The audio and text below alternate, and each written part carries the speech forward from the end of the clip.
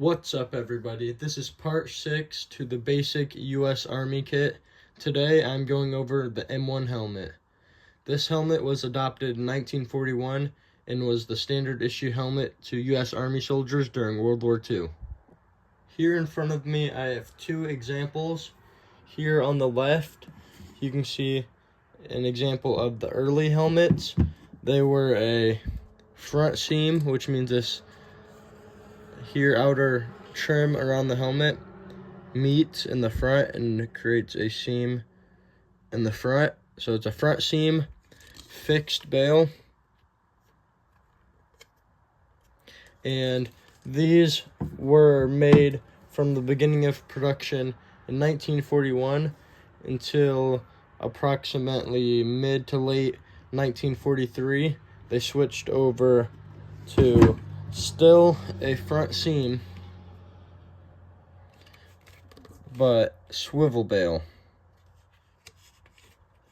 as you see there. So,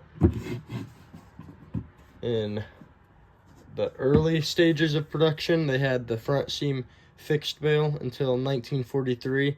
They switched over to the front seam swivel bail.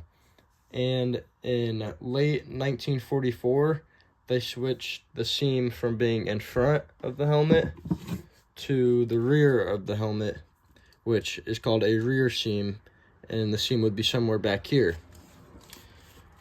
So, very late war, you may have seen rear seams, but for the most part, you saw front seams. In early war, the fixed bail, which was used throughout the rest of the war as well, and a swivel bail was adopted later in the war.